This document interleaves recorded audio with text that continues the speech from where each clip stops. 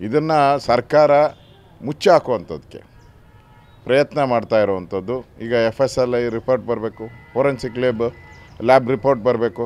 ಯಾಕೆ, ಯಾರು ತಡೆ ಮಾಡಿದ್ದಾರೆ, ಎಷ್ಟು ದಿನ ಆಯಿತು ಇನ್ಸಿಡೆಂಟ್ ಆಗಿ, 10 ದಿನದ ಮೇಲೆ ಆಯಿತು. ತನಿಖೆಗೆ ಏನು ಸಾಕ್ಷಿನೇ ದೊರಕದ ರೀತಿಯಾಗಿ ಮುಚ್ಚಾಕುವಂಥದ್ದಕ್ಕೆ ಕಾಂಗ್ರೆಸ್ ಪ್ರಯತ್ನ ಮಾಡ್ತಾಯಿದೆ. ಈಗಾಗಲೇ SIT ರಚನೆ ಆಗಬೇಕು ಅಂತೇಳಿ BJP ನಮ್ಮೆಲ್ಲ ನಾಯಕರುಗಳು ಡಿಮ್ಯಾಂಡನ್ನು ಮಾಡಿದ್ದಾರೆ. ಆದರೆ ಅವರು SITಗೆ ಕೊಡೋಕ್ಕೆ ತಯಾರಿಲ್ಲ. ಯಾಕಂದರೆ SIT ಕೊಟ್ಟರೆ ಇದಕ್ಕೆ ಮತ್ತೆ ಯಾರ್ಯಾರು ಇದ್ದಾರೋ, ಇದಕ್ಕೆ ಅವ್ರಿಗೆ ಬೆನ್ನೆಲುಬಾಗಿದ್ದಾರೋ ಅವ್ರಿಗೆ ಸಪೋರ್ಟ್ ವೋಟ್ ಬ್ಯಾಂಕ್ ರಾಜಕಾರಣ ಮಾಡ್ತಾ ಇದ್ದಾರೆ. ಪ್ರಶ್ನೆನೇ ಇಲ್ಲ. ಅವರ ಕಾಂಗ್ರೆಸ್ ಅಂದರೆ ಅದೇ ತಾನೇ. ಕಾಂಗ್ರೆಸ್ ಅಂದರೆ ಏನು, ಮುಸ್ಲಿಮರನ್ನು ಓಲೈಕೆ ಮಾಡೋವಂಥದ್ದು, ಅದು ಅವ್ರದ್ದು ಧ್ಯೇಯ.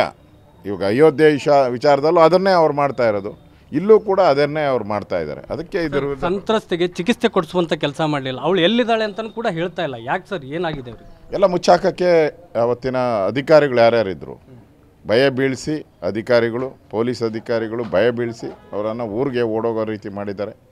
ಮತ್ತು ಸರಿಯಾದಂಥ ತನಿಖೆ ನಡೀತಾ ಇಲ್ಲ. ಸುಮ್ಮನೆ ಕಾಟಾಚಾರಕ್ಕೆ ಯಾರನ್ನೋ ಒಬ್ಬರನ್ನ ಸಸ್ಪೆಂಡ್ ಮಾಡಿಬಿಟ್ರೆ ಇದನ್ನು ಮುಚ್ಚಾಕೋದಕ್ಕೆ ಅದು ಒಂದು ಕಾರಣ. ಮಾಡಬೇಕಾದ್ರೆ ಹಿರಿಯ ಅಧಿಕಾರಿಗಳು ಮಾಡಬೇಕಾಯ್ತು, ಹಿರಿಯ ಅಧಿಕಾರಿಗಳು ಮಾಡಬೇಕು. ಅದು ಬಿಟ್ಬಿಟ್ಟು ಯಾರ ಮೇಲೇನೋ ಗುಬ್ಬಿ ಮೇಲೆ ಬ್ರಹ್ಮಾಸ್ತ್ರ ಮಾಡೋವಂಥದಕ್ಕೆ ತೋರಿಸ್ಬಿಟ್ಟು ಅವ್ರನ್ನ ಅಪರಾಧಿ ಅನ್ನೋ ಥರ ಬಿಂಬಿಸೋಕ್ಕೆ ಹೊರಟಿದ್ದಾರೆ. ಇದೆಲ್ಲ ಇದಾಗ್ತದೆ. ಇಡೀ ಸರ್ಕಾರ ನೆಗ್ಲಿಜಿಯನ್ಸಿ, ಸರ್ಕಾರದ ಫೇಲ್ಯೂರ್. ಇದು ಸರ್ಕಾರದ ಫೇಲ್ಯೂರು. ಈ ಕೇಸನ್ನು ಮುಚ್ಚಾಕೋಕ್ಕೆ ಸರ್ಕಾರನೇ ಪ್ರಯತ್ನ ಮಾಡ್ತಾ ಇದೆ ಅಂತ ನೇರ ಆಪಾದನೆಯನ್ನು ನಾನು ಮಾಡ್ತಾ ಇದ್ದೀನಿ. ನಿನ್ನೆ ಕೂಡ ಬ್ಯಾಡಗಿಯಲ್ಲಿ ಒಂದು ಪ್ರಕರಣ ನಡೆದಿದೆ ಸರ್, ಸೇಮ್ ಪ್ರಕರಣ. ಒಂದು ಮುಸ್ಲಿಂ ಯುವತಿ ಜೊತೆ ಹಿಂದೂ ಯುವಕ ಮಾತಾಡ್ತಾ ನಿಂತಿದ್ದ ಅಂತೇಳಿ ಅವನ ಮೇಲೆ ನೈತಿಕ ಪೊಲೀಸ್ಗಿರಿ ಮಾಡಿದ್ದಾರೆ ಸರ್ ನಿನ್ನೆ. ಇಷ್ಟೆಲ್ಲ ಮಾಧ್ಯಮದಲ್ಲಿ ಬಂದರೂ ಕೂಡ ಮತ್ತೆ ಈ ಜಿಲ್ಲೆಯಲ್ಲಿ ಅದೇ ಘಟನೆಗಳು ಮರುಕಳಿಸ್ತಾ ಇದೆ ಅಂದರೆ ಪೊಲೀಸರು ಎಷ್ಟು ನಿಷ್ಕ್ರಿಯ ಆಗಿದ್ದಾರೆ.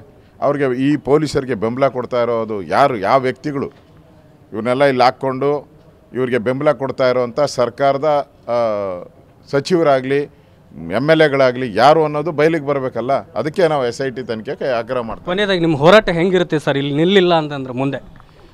ಇದು ವಿಧಾನಸಭೆಯಲ್ಲೂ ಕೂಡ ಇದ್ರ ಬಗ್ಗೆ ಧ್ವನಿ ಎತ್ತುತ್ತೀರಿ. ವಿಧಾನಸಭೆಯಲ್ಲಿ ಇದ್ರ ಬಗ್ಗೆ ದೊಡ್ಡ ಹೋರಾಟಗಳನ್ನು ನಾವು ಮಾಡ್ತೀರಿ.